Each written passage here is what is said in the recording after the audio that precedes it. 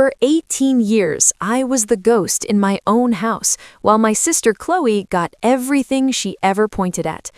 But in this hidden success and emotional revenge story, when her lies finally caught up to her and threatened to leave my parents homeless, they realized the daughter they ignored was the only one who could save them in this family drama. My name is Layla Reyes, and for almost the first 2 decades of my life, I existed as little more than a background character in the shining, dramatic movie that was my younger sister's life. If you have ever grown up in a household where the favoritism wasn't just a suspicion, but a blatant daily reality, then you know exactly the kind of coldness I am talking about. It isn't a sharp pain, not at first. It is a dull, aching freeze that starts in your chest and eventually numbs you to the point where you stop expecting love, because hope is the only thing that actually hurts. To understand why I eventually walked away and why coming back was such a complicated decision, you have to understand the dynamic of the Reyes family. My parents, David and Elena, were obsessed with image. They weren't wealthy, but they desperately wanted to appear that way. When I was born, I was a quiet baby, a quiet toddler, and eventually a studious, introverted child. I didn't demand attention, so I didn't receive it. Then, a year later, Chloe arrived. Chloe was loud, demanding, charismatic, and glittering. She was the golden child from the moment she took her first breath. My parents didn't just love her, they worshipped her. Everything Chloe did was treated as a miracle. Her finger paintings were framed in the living room, while my honor roll certificates were stacked in the drawer, forgotten. When Chloe wanted dance lessons, the budget was found immediately. When I wanted to join the science club, which had a small travel fee, I was told we were tight this month, and I needed to be more considerate of the family struggles. I remember my 17th birthday vividly, because it was the day I truly realized I was on my own. I came downstairs expecting maybe a small breakfast or a card. Instead, I found my mother on the phone, frantically organizing a birthday venue. For a split second, my heart leaped. I thought, finally, they remembered. I thought they were planning a surprise for me. Then my mother looked at me, covered the receiver, and said, "Layla, don't just stand there. I need you to drive Chloe to the mall. She needs to pick out a dress for her party next month, and make sure you're back by noon to help me with the invitations." They were planning her party on my birthday. They hadn't even bought a cake for me. I drove Chloe to the mall in silence. She sat in the passenger seat, scrolling on her phone, talking about how she was going to be the most popular girl in school, completely oblivious to the fact that it was my birthday. When I dropped her off, I didn't go in. I sat in the parking lot and cried for 10 minutes.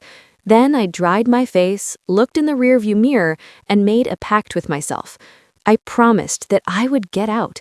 I promised that I would become someone they couldn't ignore, even if they never saw it.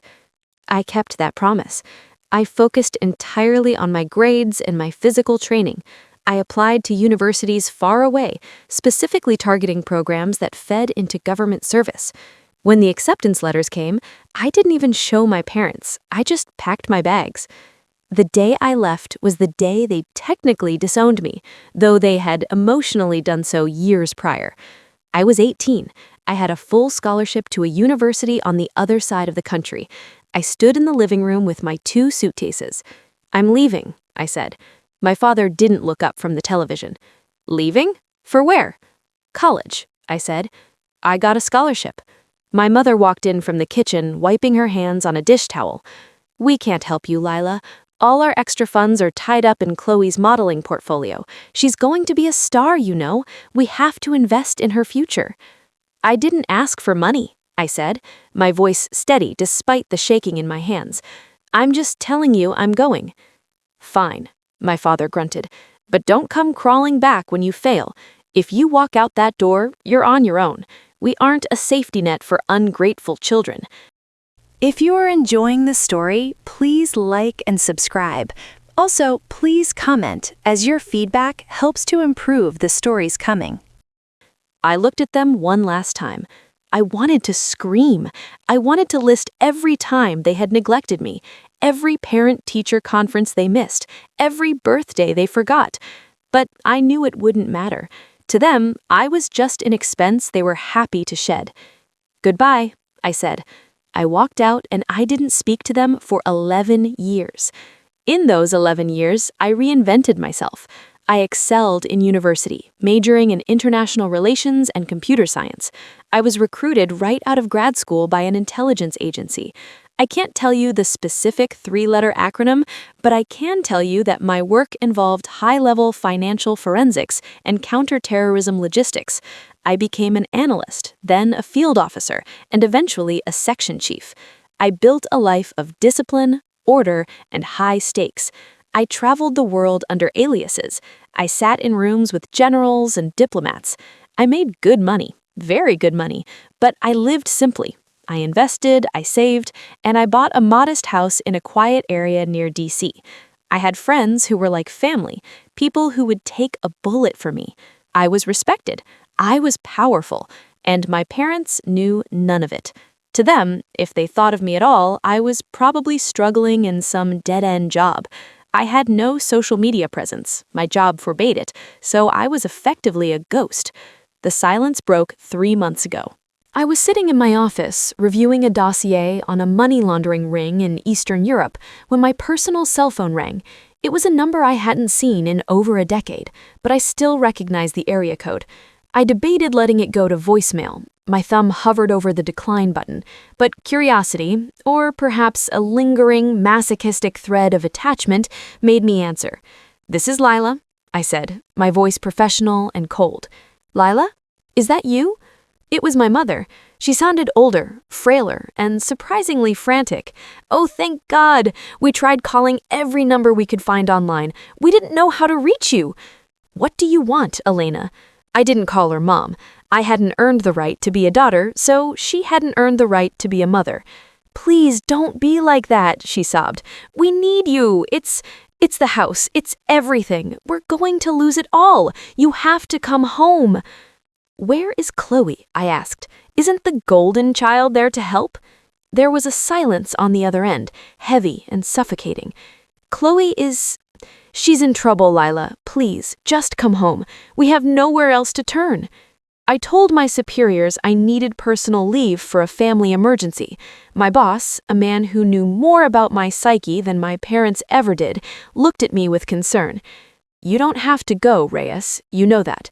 "I need to see it," I told him. "I need to close the book." I drove back to my hometown in my personal vehicle, a sleek black SUV that looked unmarked but was armored and reinforced. Pulling into the driveway of my childhood home felt like traveling back in time, but the picture was distorted.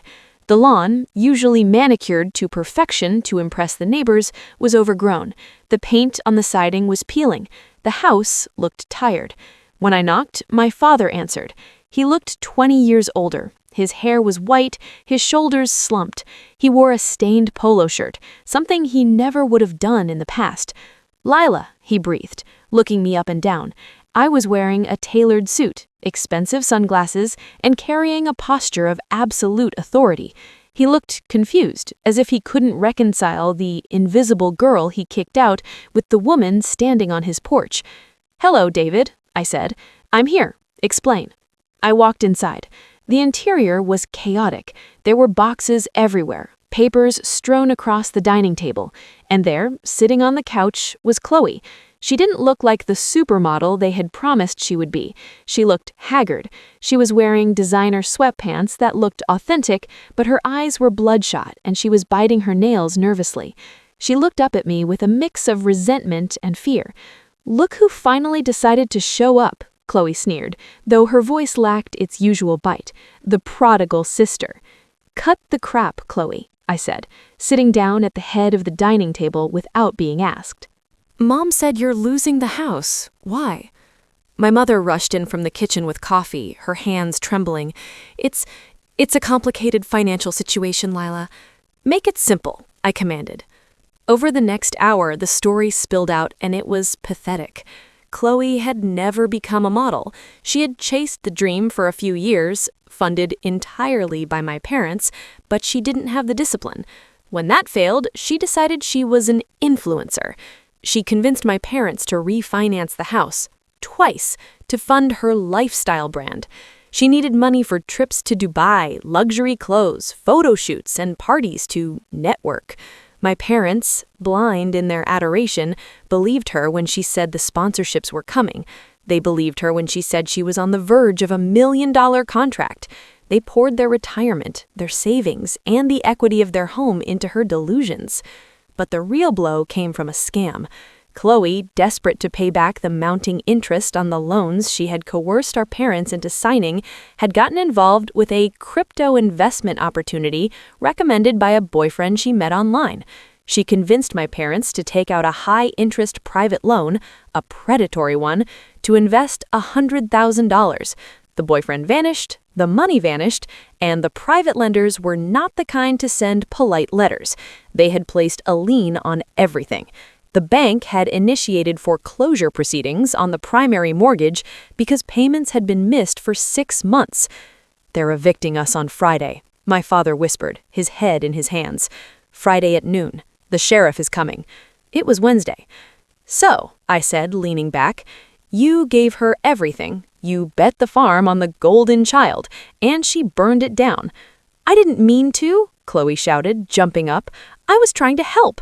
I was going to pay them back 10 times over. I just had bad luck." "It wasn't bad luck, Chloe," I said calmly. "It was stupidity and greed. And you," I looked at my parents, "you enabled it. You let her bleed you dry because you couldn't admit you were wrong about her." "We called you because," my mother started, wiping her eyes. "We thought, do you have any savings? Anything? We just need to stop the eviction. We can figure out the rest later." I almost laughed. After 11 years of silence, they wanted my money. They didn't ask about my life, my husband — I didn't have one, but they didn't know that — or my happiness. Just my wallet. "I need to make some calls," I said, standing up. "I'm going to a hotel. I can't stay here." "Layla, please," my mother cried. "Don't leave us." "I'll be back tomorrow," I said. I went to the best hotel in town. I set up my laptop and secured the connection. Then I went to work. I didn't just look at their finances, I dissected them.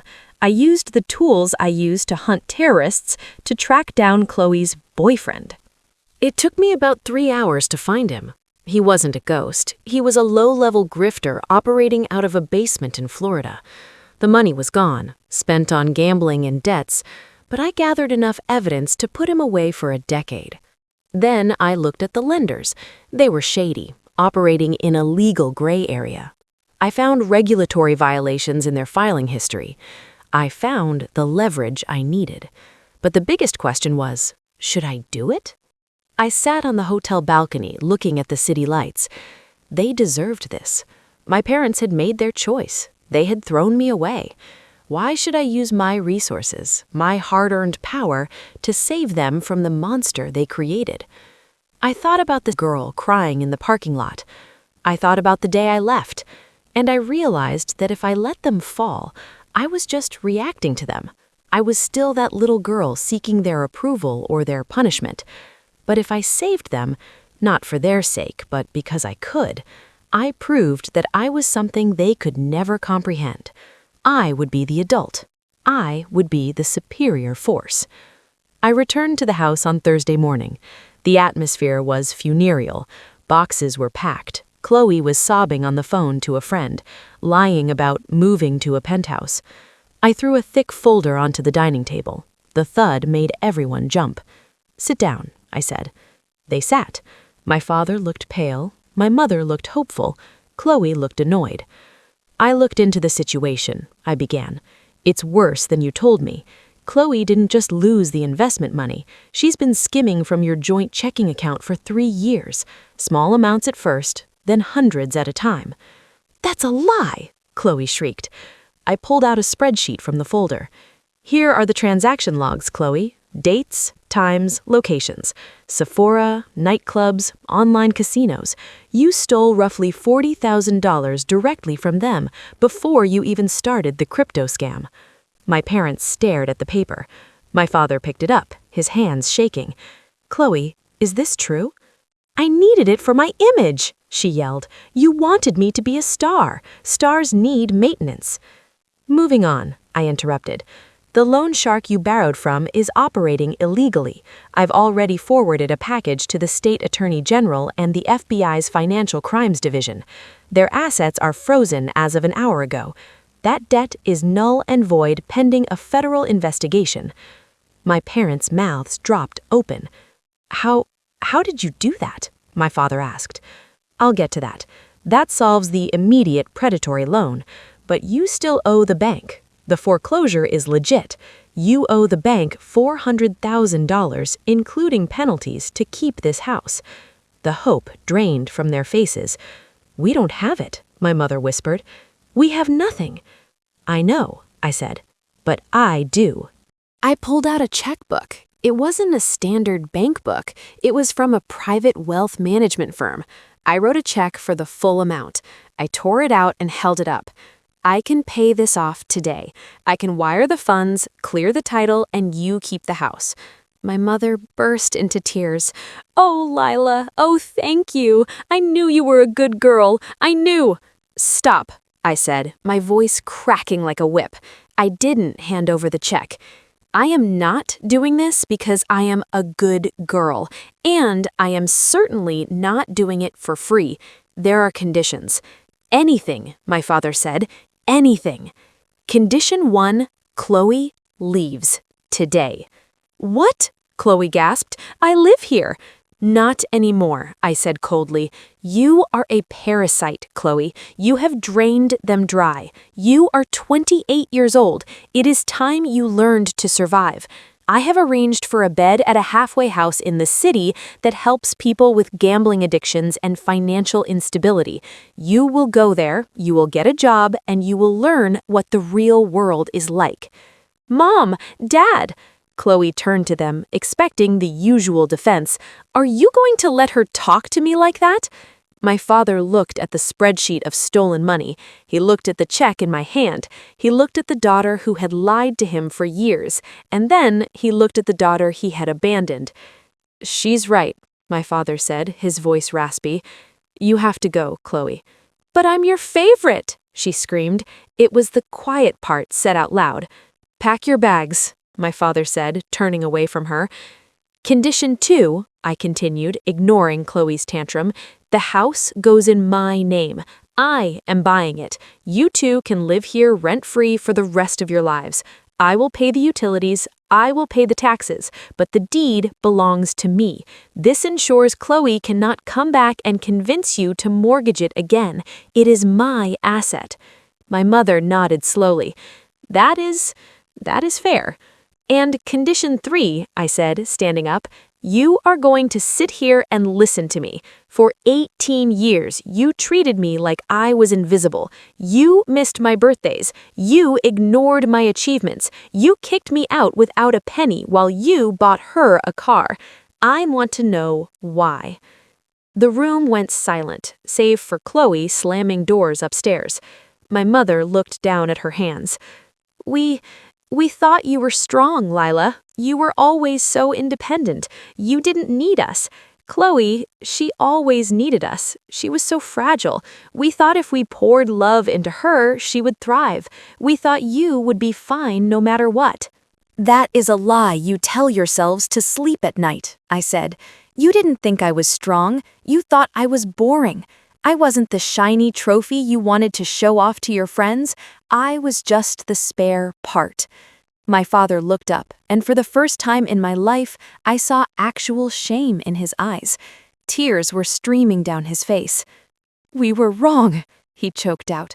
We were so wrong. I see you now, Layla. I look at you standing there. You're a powerhouse.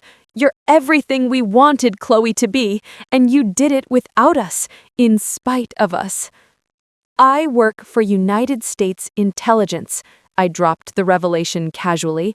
I hunt terrorists and dismantle criminal networks. I have a security clearance higher than most generals.